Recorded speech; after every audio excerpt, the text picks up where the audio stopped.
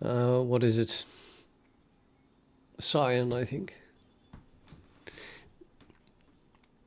And that's a third degree polynomial, which is, yeah, I mean, you can just calculate zeros of that. But hey, we already know this zero because that's where we are. So what I do, I have this polynomial, which is the derivative of the teal one here, the fourth degree that we did fit. And I'm just dividing it by w minus that zero, which gives the blue one. And then we have the zeros of the blue one equals the zeros of the missing zeros of the purple one. See, you have a zero here and a zero here. So at the moment we find this peak, it says, okay, the blue one is simple to solve. I just have it's a quadratic polynomial, and I have two zeros there and there. And those values of w are filled in the fourth degree polynomial that I was fitting. And then we find that this one is deeper than that one. And that is the reason why it goes to the right, because this thing is deeper than the other one. So now it goes to the right. We are here, and then we jump there. Oh no, we don't. It continues because I'm still using the parabola, actually. So I should have used I can use. Maybe I should do that. Let me start over.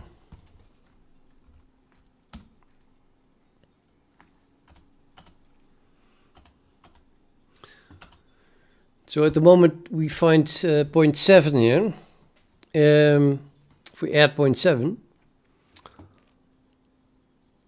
I'm still fitting the best parabola through this point and the last one, which is at the top. So, that wouldn't be the best parabola, would it? I think I have to throw away some information or something. No, I'm not sure. I don't know what happens. Actually, I think what I do is I match the derivatives, and then I shift it vertically so that it goes through this point. That bit, it kind of looks weird. I don't know where this parabola comes from. Anyway, it has a maximum, which is probably indicating this maximum here. But I'm not interested in that maximum, because that's where I came from. I want to go through to this minima. Now, I thought, yeah, it's not possible.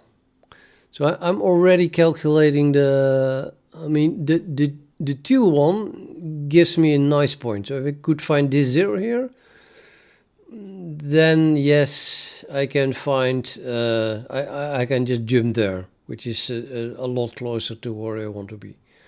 But then I have to find this zero, and I am not currently, because then I have to calculate zero of the third degree polynomial, which is quite involved already. And I didn't find the zero itself yet, so yeah. The blue one is the quotient, but the remainder is huge here.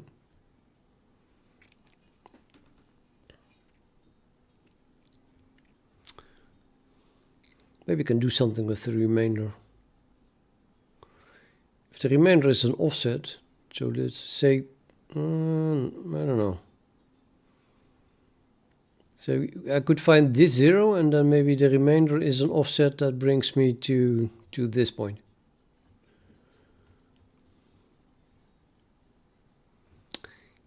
At least by approximation.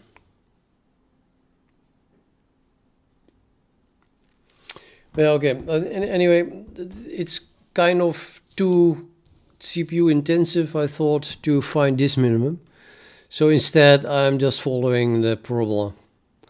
And the parabola tells me that I have no clue what this minimum is. So now we continue in the same direction.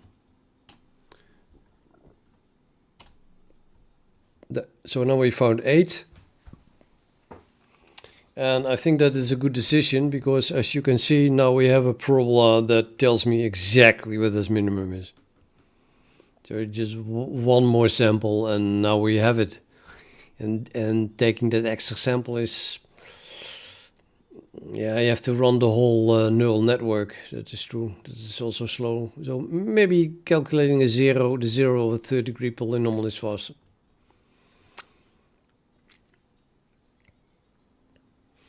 But okay, I'm not doing that yet. So now we have this parabola accurate enough to know where the minimum is. So I jump straight to the minimum until it finds it with high accuracy again. And now it continues in the same direction because I jump from extreme to extreme. So we have found this extreme and now we found this extreme. And I don't want to go back to that extreme. I just want to go in the same direction. Explore this extreme here. And the way I go here is by jumping to this, because that's my fourth degree approximation of the current curve here at this point. So now it jumps here. And then again, it would be nice if I could jump there, but yeah, I can't. So instead we have this parabola which is looking horrible. So just continue in the same direction. And then a bug is that next step is huge. It's, I don't know, somewhere here or so. So this step is like way too big. It should have been more like from here to there, or whatever. So now everything goes wrong because now it thinks that maybe the parabola is like this, so it wants to jump to that point. At least I expected it to jump to this point. I did, 15, okay. Well, it's not even that bad then. So now we jump back to this point. And now we have a reasonable parabola. Not even close, actually fitting the top, because we're taking points 14 and 15 into account. It doesn't look good, right? I mean, it's not going through 14 and 15. Not sure what's going on there. But yeah, the fit is very good now.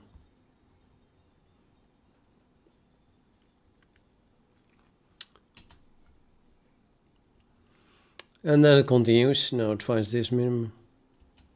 So now we have this one as well. And at this point then it should say, okay, this minimum is the minimum on the right of that one, but this one is deeper. So I can continue as far as I want, but after a certain number of minimums, I should give up. And in the one-dimensional case, it would be easy to go, you know, check out 3 more minima, and then see that they slowly rise anyway. But in the multi-dimensional case, yeah, you have an infinite number of directions to go into, not just left and right. So the further away I go from this minimum, the space at a certain distance is increasing in volume per distance density, like crazy. And very quickly, the space that you would have to explore is way too large anyway. So I don't think it makes much sense to continue at all, I guess, if I can even do this in multiple dimensions. So, okay, we'll just stop here, and then, at most I can say, yeah, well, maybe that one is deeper anyway, because it was deformed such that here I thought it wouldn't be, but I just measured this point here, and this point, and then we gambled that the minimum would be there. But it could be that beyond that sample here, it just goes steeper and steeper and steeper and just falls off exponentially and goes to infinity, or minus infinity here, or at least very deep. So I think I should explore the minimum on the left as well, of the one that we found. So we found the minimum, and then left and right we find the minimum, and if both are higher than this one, then that's the one.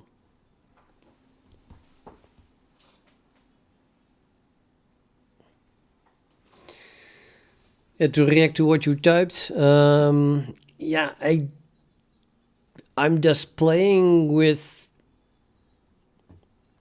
my own ideas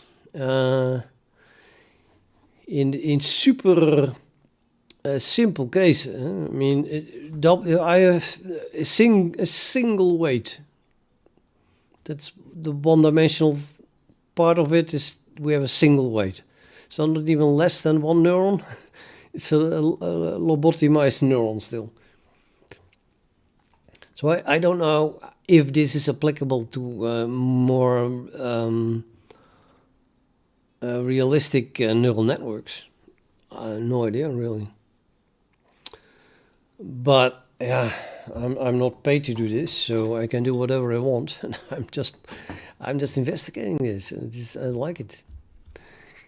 And if this carries over to real neural networks, then I have the feeling that it is a major step forward.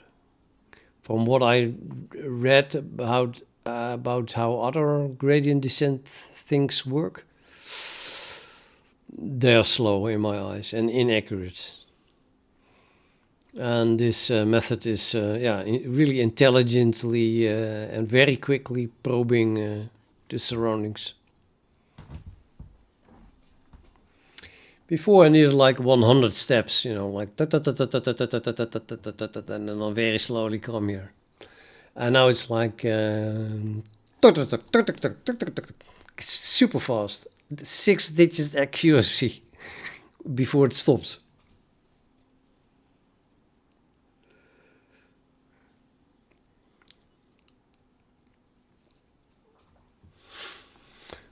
Okay, so much for the explanation for Fatman.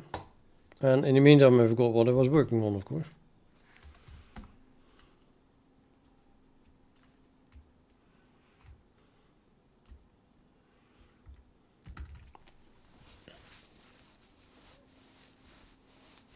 Oh yeah, I want to store the extremes.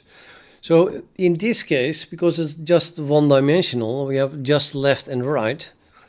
I can store the extremes on the right, in the front of a DQ, and all the extremes to the left in the back of a DQ. So yeah, let's just do that. So we're going to the right because the delta is larger than 0. I store it in the back. But what do I store in the back? I hate this music. I'm gonna come to turn on this music, but I'll turn it off for other people because they might not like it.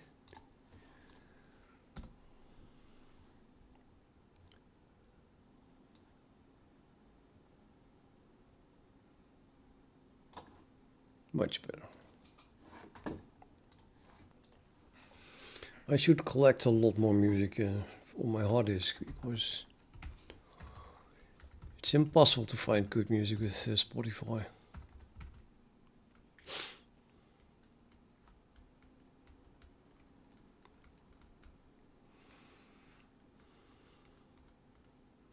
So extremes are storing samples.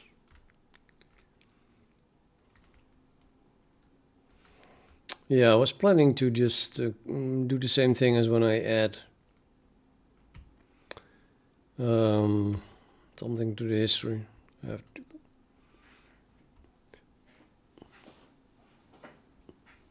Or I can just set a flag that the next point is an extreme and then store it after I add it to the history. Maybe that's smarter. Probably smarter, isn't it? Yeah.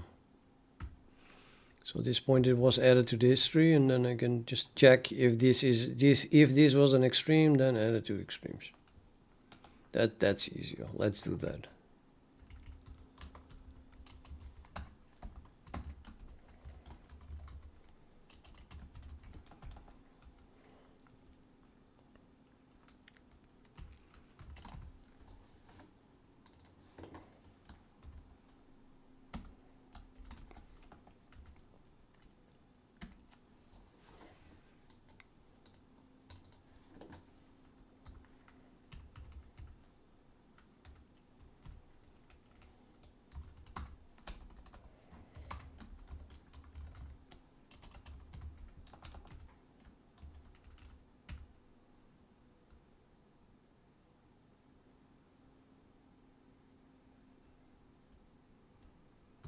Okay, just keep going. Definitely must be off, otherwise something is very wrong. No, it's already set false here.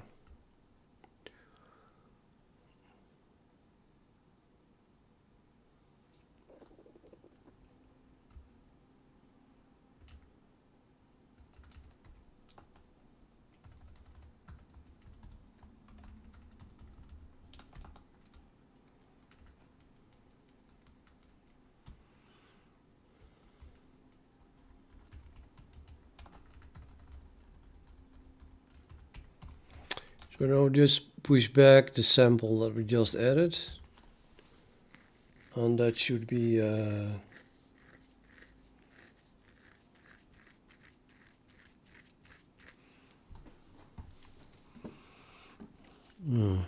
thought that would be current. Why is previous W? Oh, previous W is set to the thing that we just stored. So that is the extreme, and I'm just going to use this.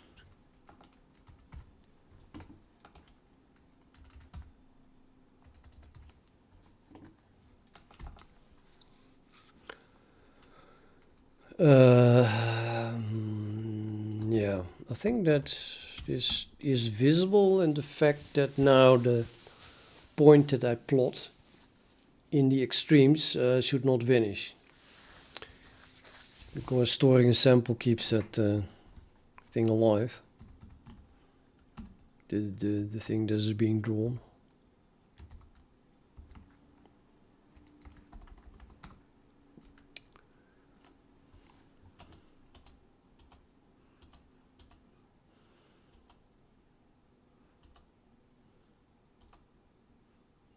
Oh, no.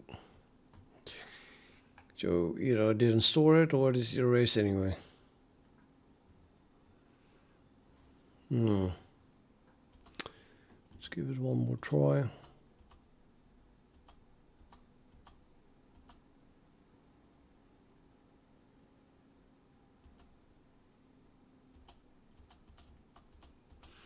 And now everything stays alive. Nothing is erased anymore. What the hell? Oh, I get it. Yeah. That's because I never set the flag found extreme to false anymore.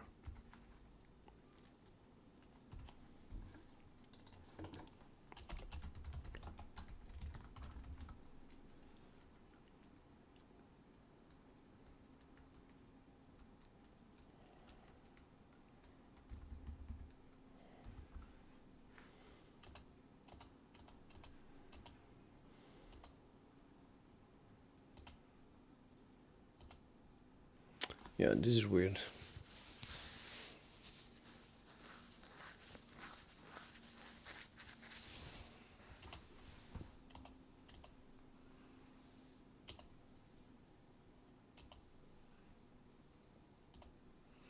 Oh, okay, so it kept 7 instead of the minimum. Why? So that it thinks that 7 is an extreme. No. But why?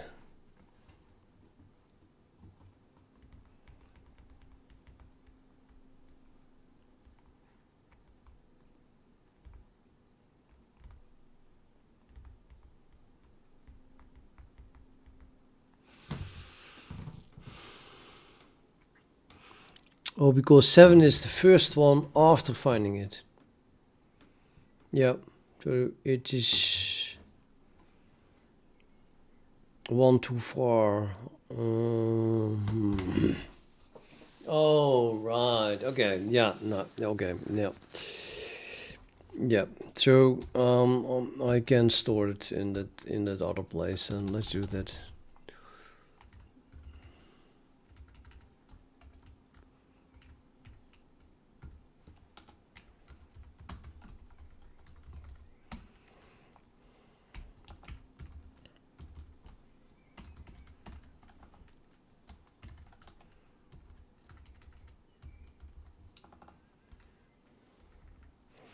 It is the current history at this point.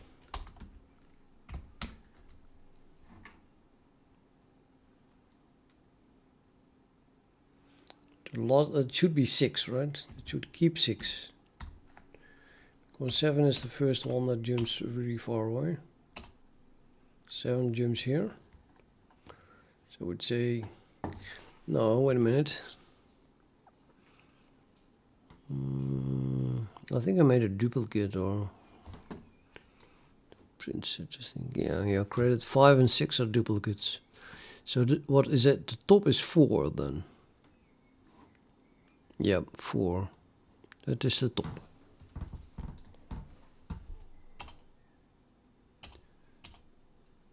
And it kept 6. Of course it kept 6. Yeah, so that's not correct either.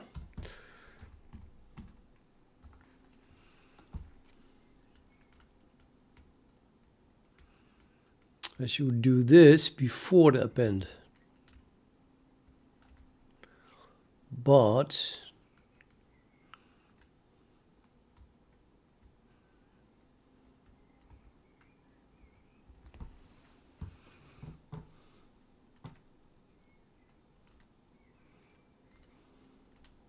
I can do this also before the append. We can do this like that.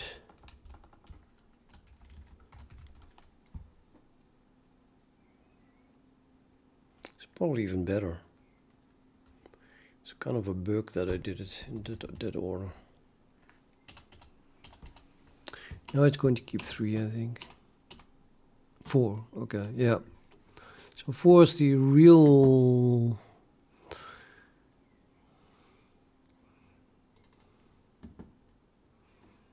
the real minimum. At that point, maximum is reached. And then we duplicate 5 and 6, and then 7 is added, which is well, far away already. Finally we have the extreme stored.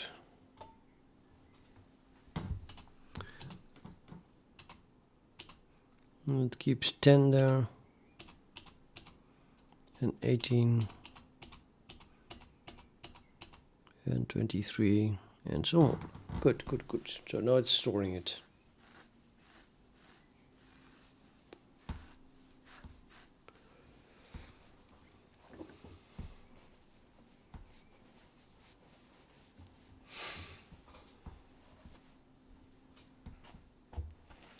So now at the moment I store a minimum while I already have a minimum. And that minimum is larger, is not less than this one. I have to take some action. How are we going to detect that?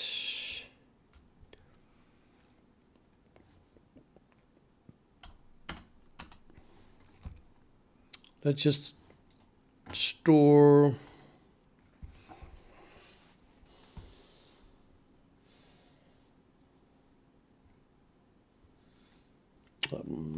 references of pointers, iterators. Yeah, no, none of that. Let's use a pointer. Two elements of a GQ are not invalidated when you add something to the beginning or the end. So I can have a pointer pointing to an extreme,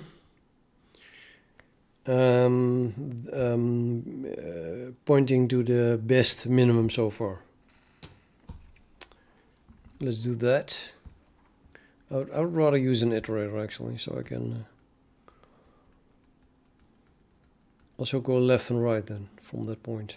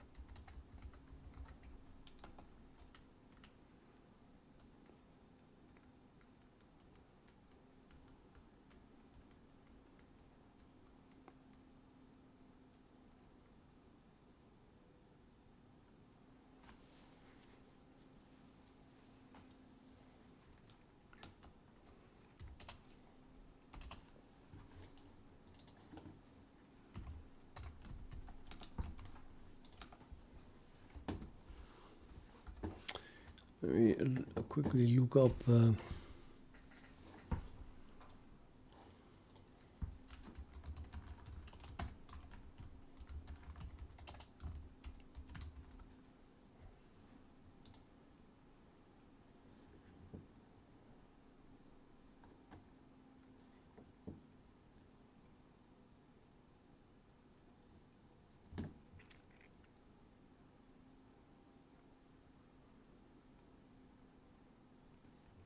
Oh. Yeah, what?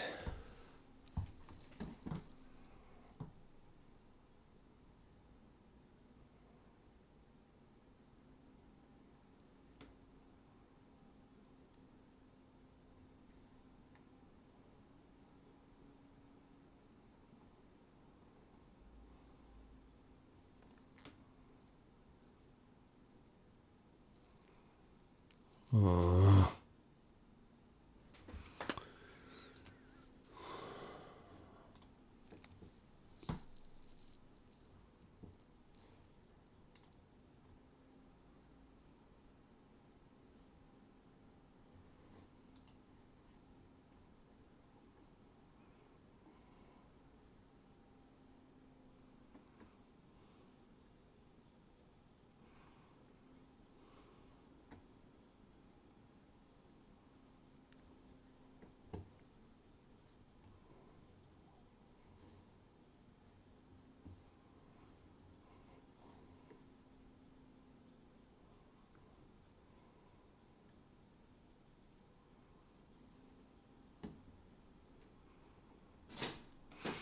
I need a container that I can add stuff to on either end without invalidating iterators. Do I really have to use a list? A standard list for that?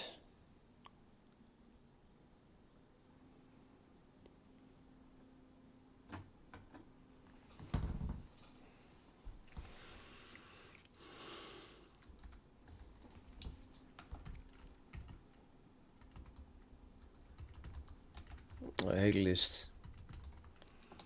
But okay. I want to know if the end of a list is invalidated. You never know. Nah, that seems extremely unlikely.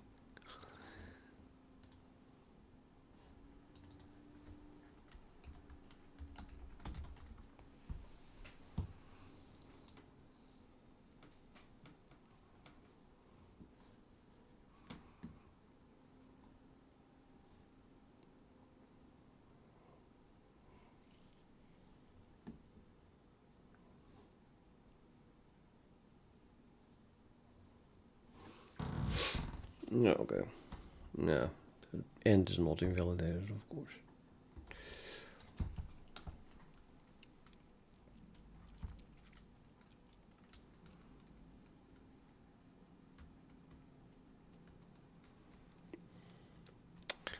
What use Kotao?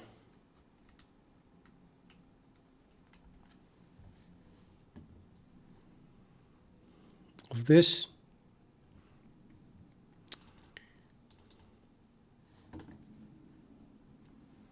Bestman.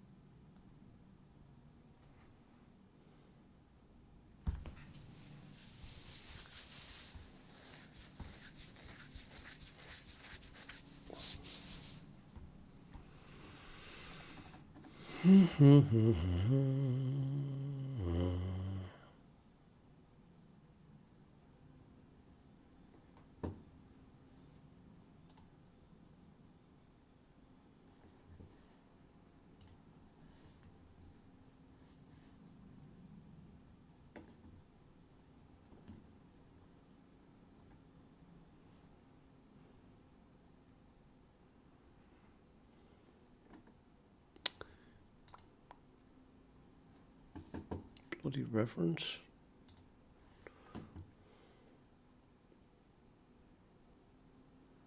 How do you get the iterator to a just inserted or just pushed back element.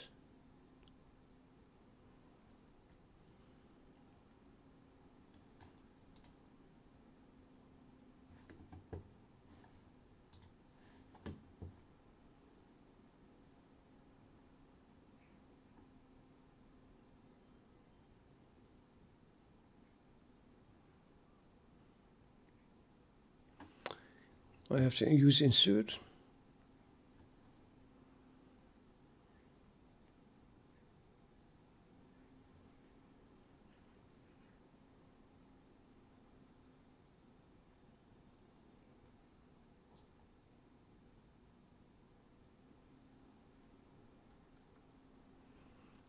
I think I have to use insert then.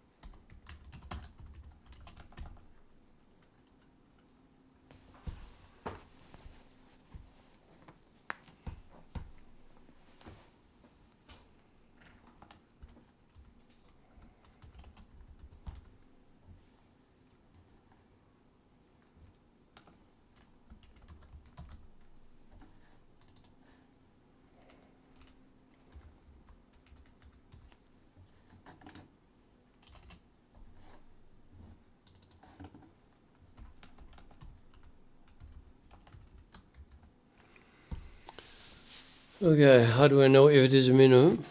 I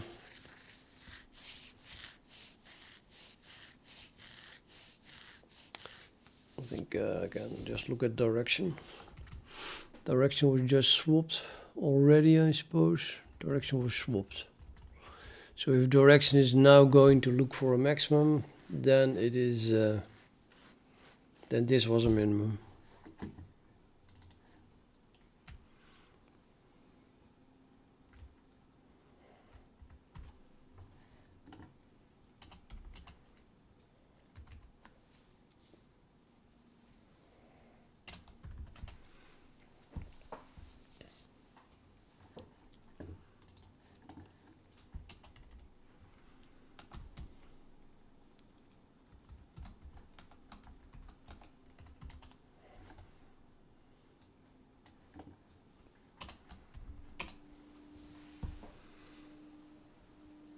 Oh.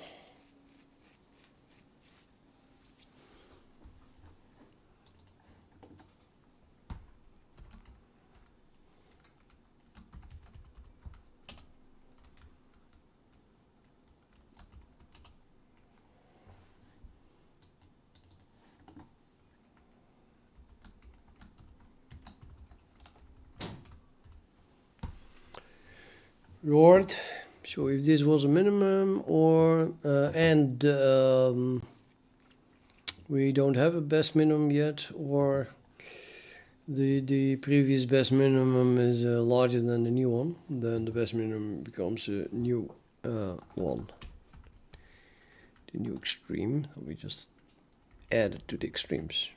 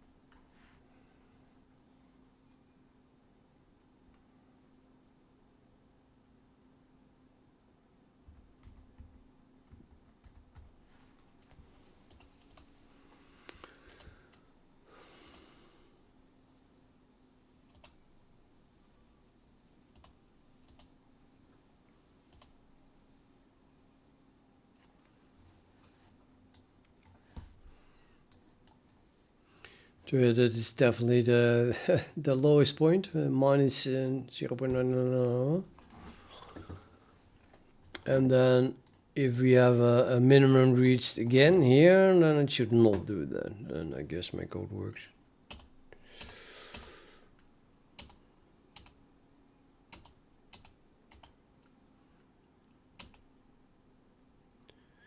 Yeah, nothing changed. So, okay. So now I have a best minimum, an iterator that points to the best minimum. And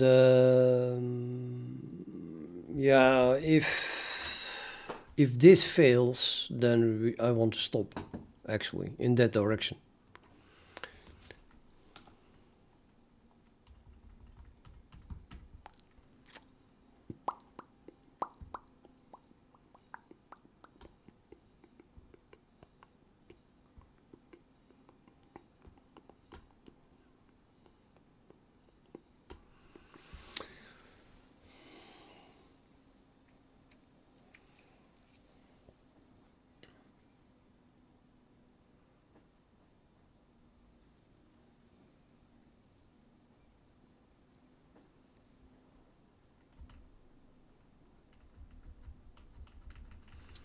Well, I can test that here, I think, easily. As no, it's not true. Just like that.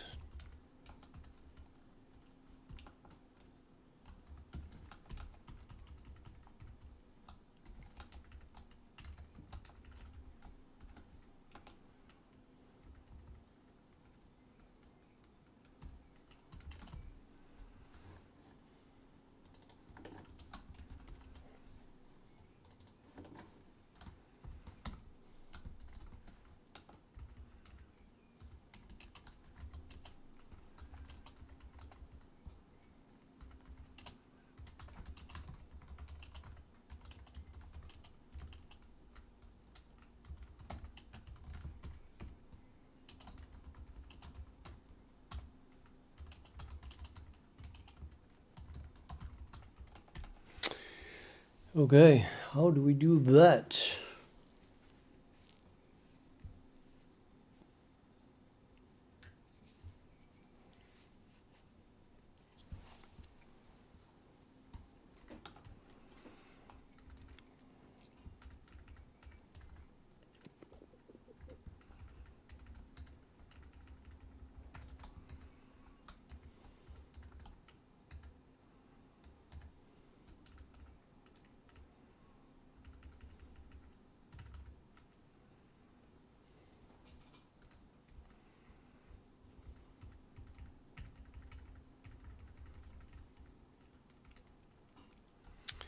Let's just stop completely for now.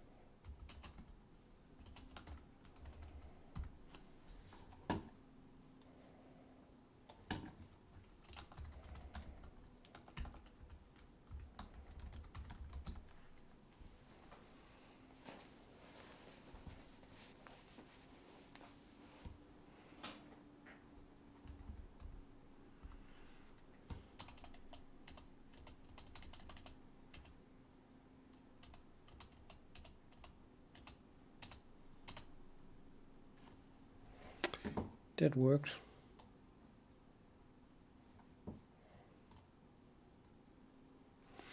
But instead of exiting, I want to go look on the other side of the best minimum, if there isn't any before that. So if the current best minimum is at the begin or at the end, depending on which direction I'm going, then yeah, I want to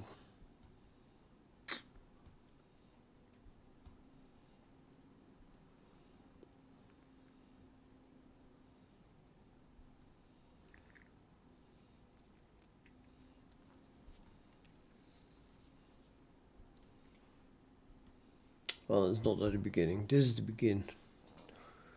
So one past the begin.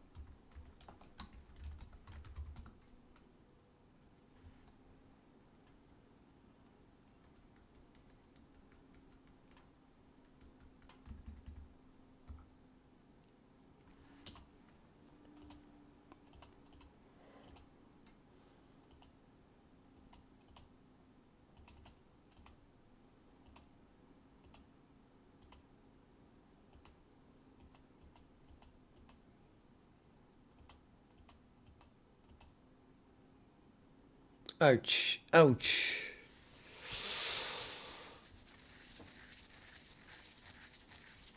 Yeah, well, no, actually it's explainable. It is explainable.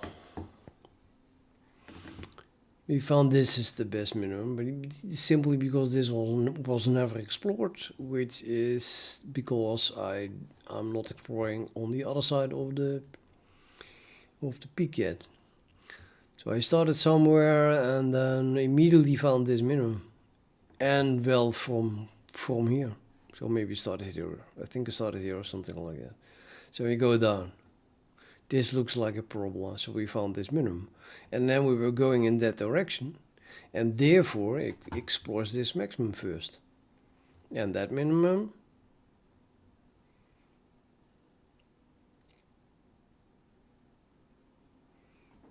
it has not explored this minimum because the extreme is not even stored.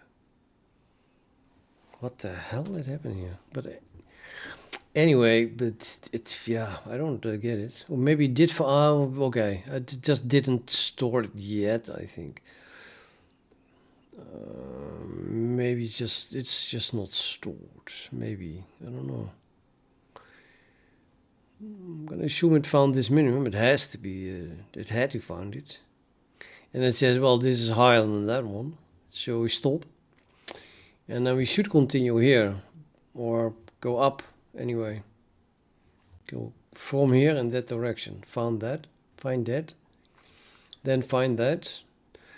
Then find that. Then find that. And then stop again because this is higher than that one. And then we found it.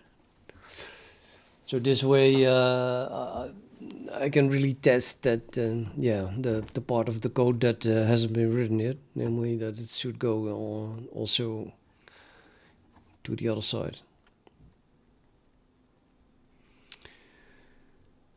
But what the fuck, dude? This is not good, of course. My learning rate is set way too high.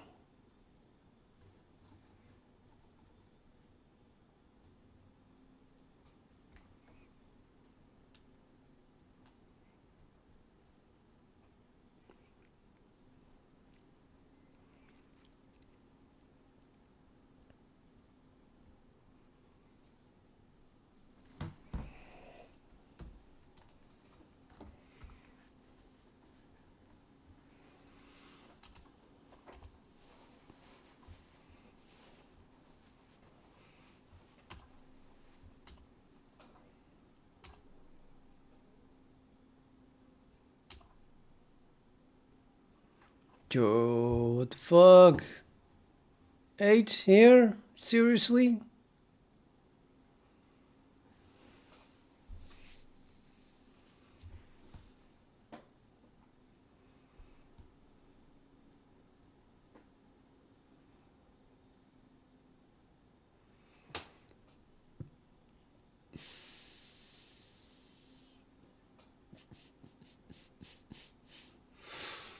It's impossible that it or it's not, maybe not impossible. Of course, yeah, it's nah.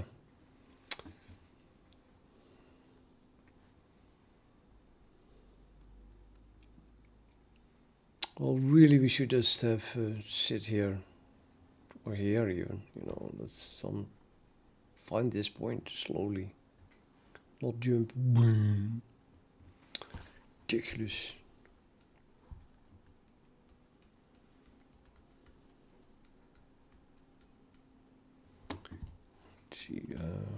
See this again.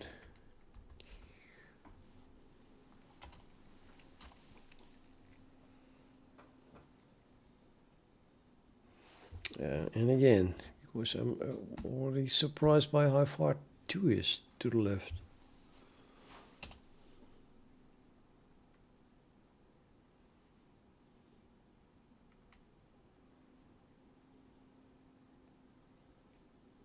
That's not good.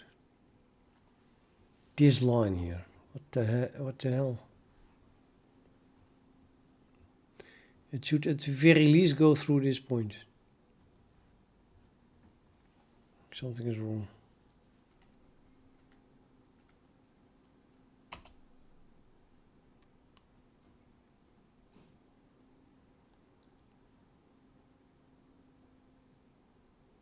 Huh?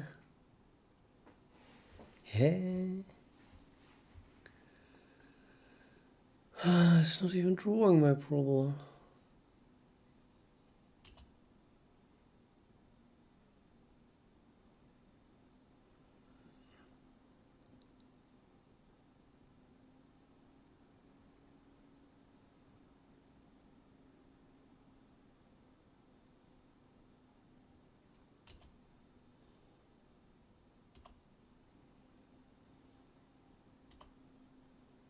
Now the problem is drawn. And now it's not, or I don't know. There it is again. And gone, or way too big.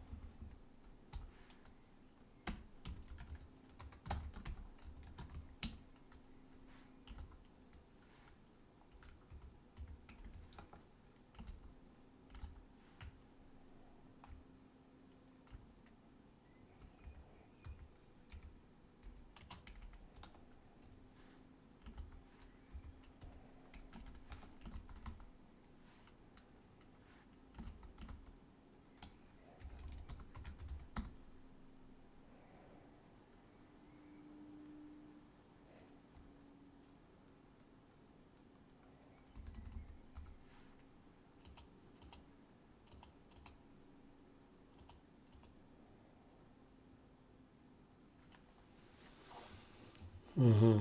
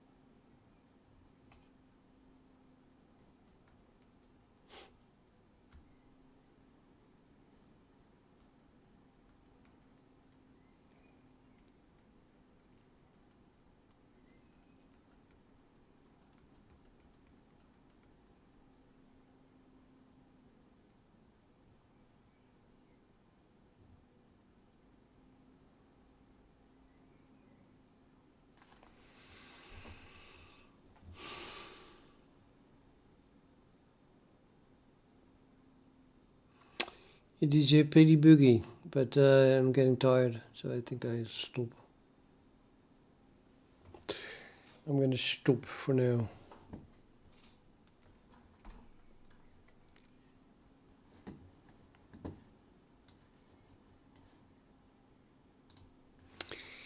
Lots of bugs, still lots of bugs.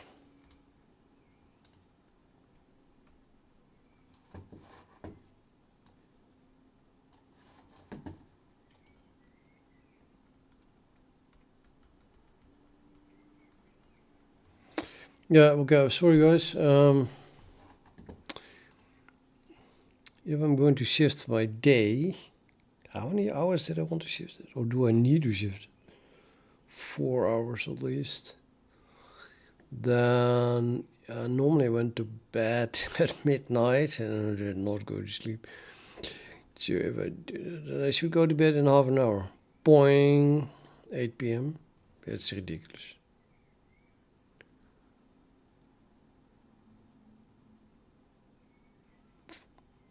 Yeah, anyway, I can't program anymore because I don't know. I'm going to eat something. Oh, I didn't eat dinner either. So this is the end of the stream. Except of course you know me. I'm going to play chess because I can't leave my chair.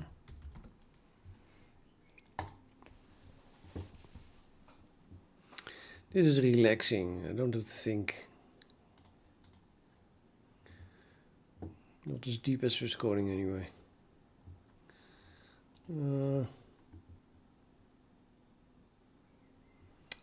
Interesting.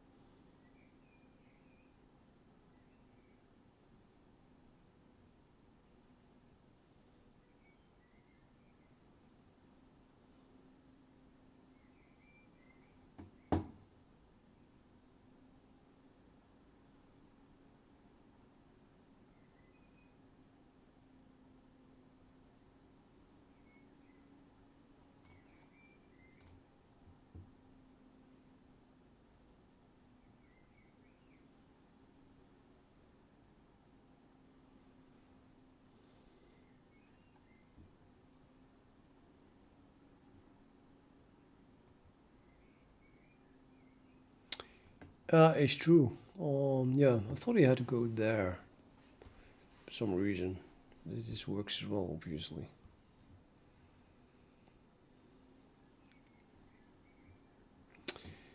Obviously, so that was not good then.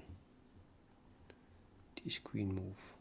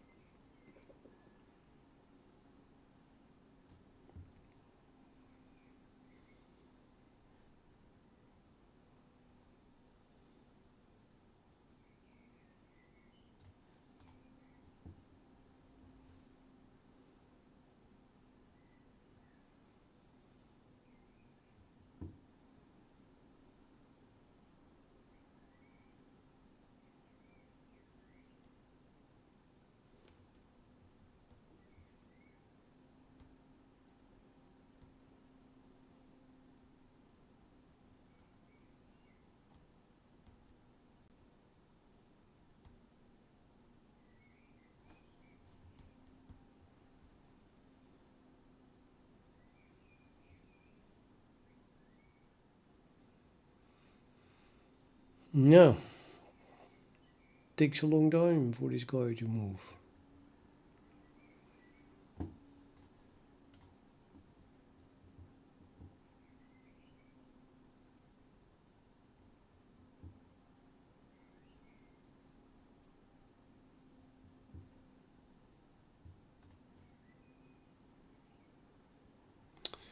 If I do that, he goes here, of course, attacking my queen again.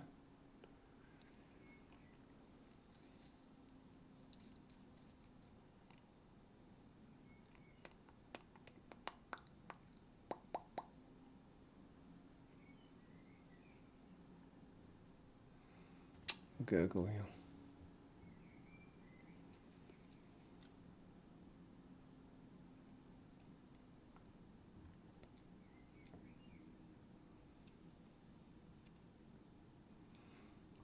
Which wasn't good either.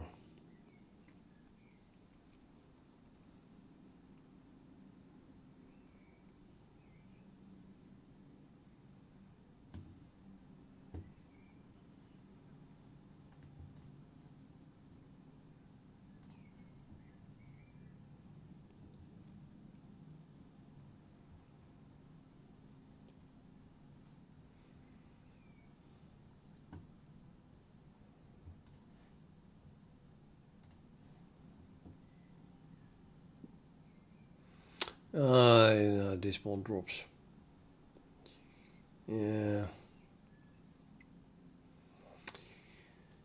Oh yeah, that's horrible. That's absolutely horrible. Let's admit it. It's horrible as usual.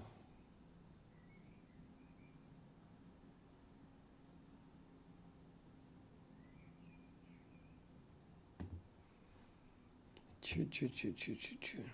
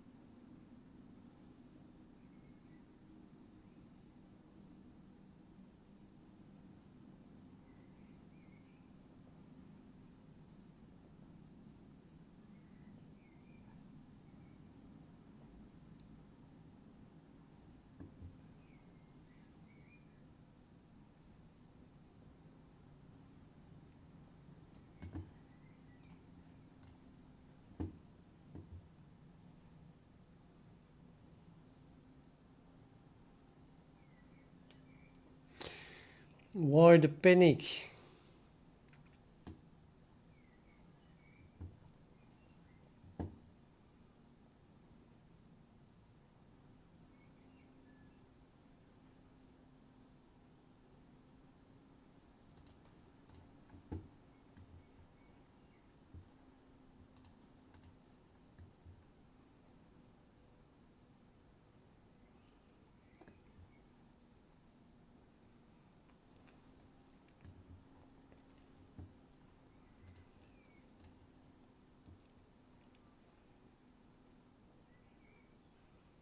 Really, the depression of this person.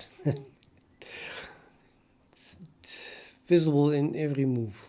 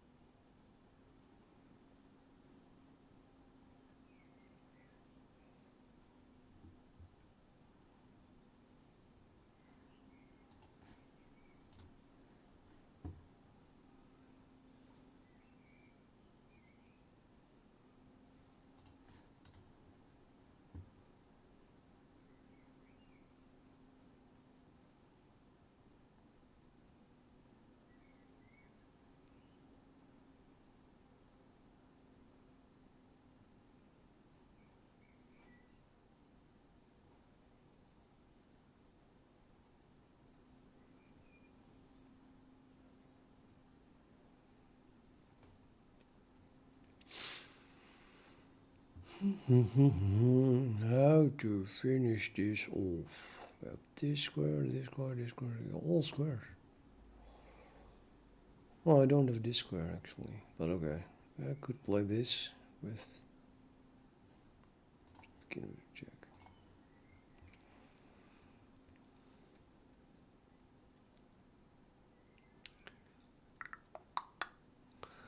Yeah, that does win the queen. Because it's mate unless you take it. I can take it with the rook. Well, it's the same thing. I have another pawn here.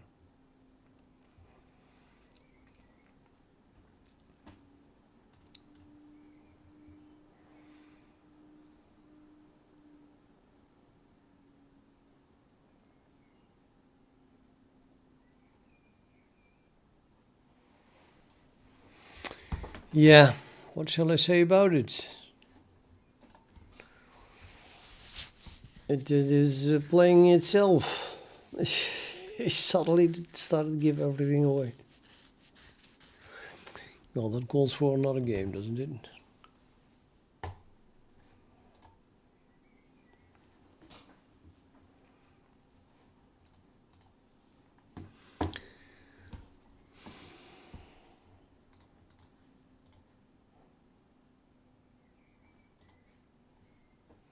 Yeah, okay, show me.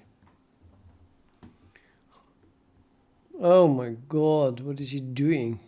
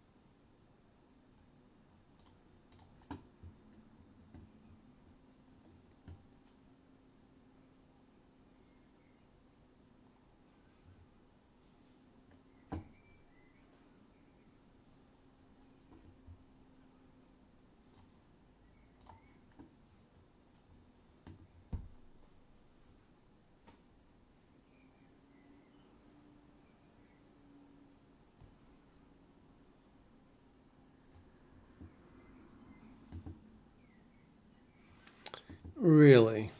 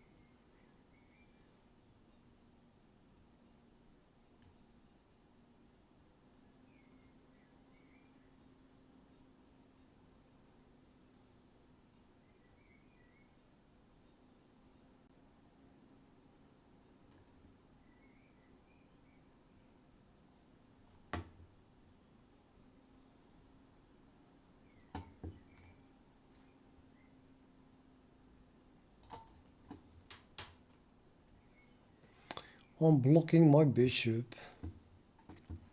Maybe that was a better idea.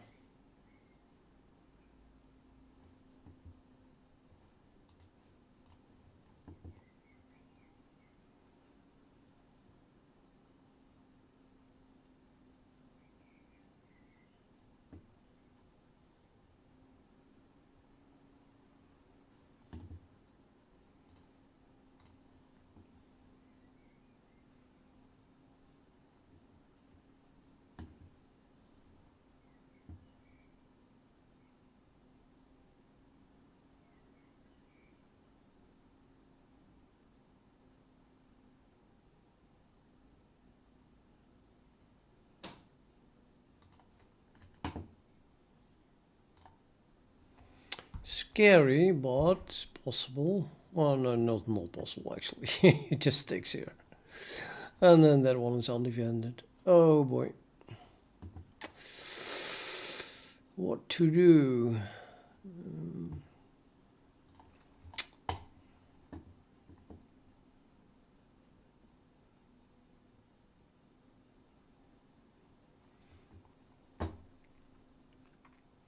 I'm still +2.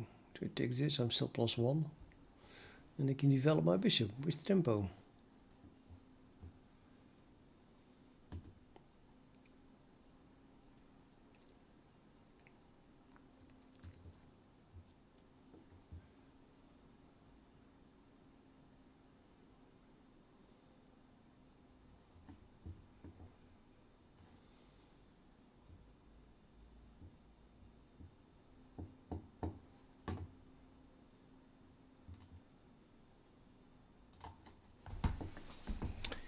We're just going for it.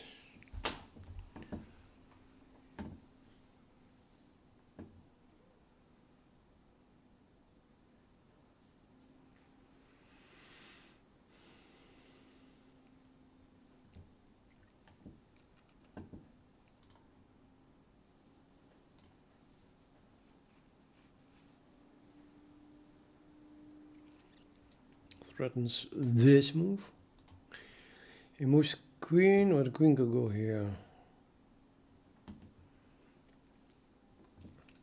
Queen can also take my knight actually. So I could go here and then... No, I'm not threatening anything.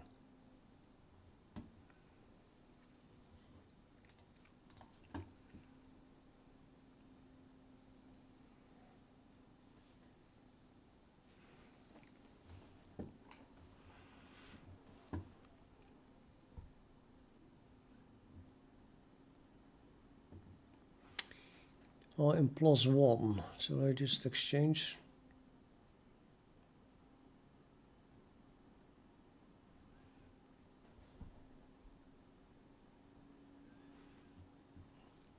It's hardly avoidable.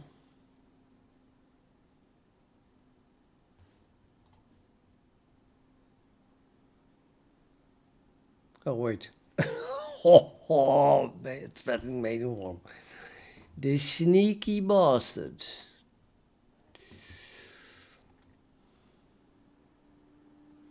Yeah, I'll just have to take it. Then we just have to take it.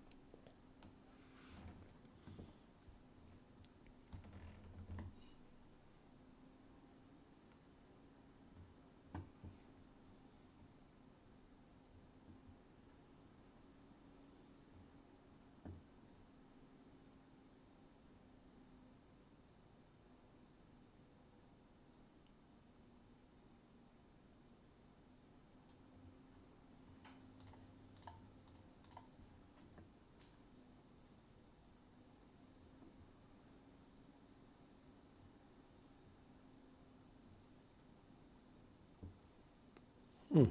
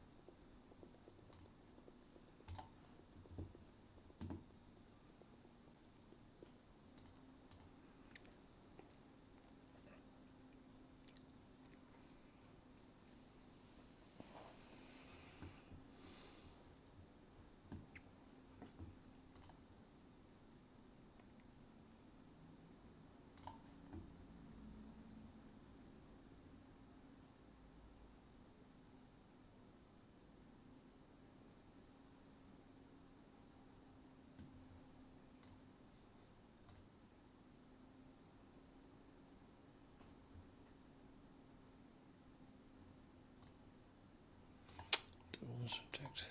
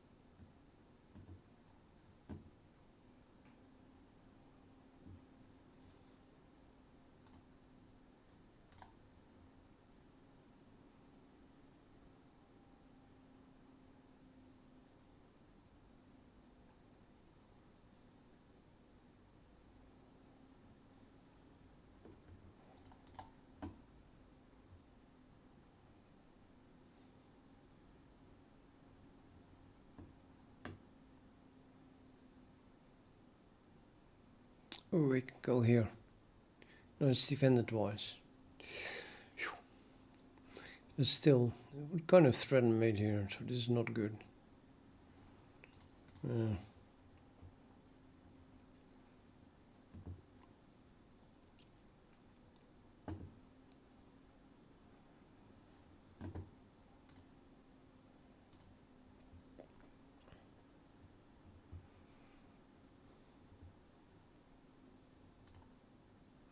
Oh shit, I thought I could go here. Oh, this is the end, I think.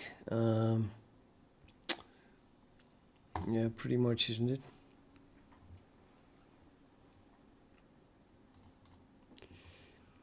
I can take here now.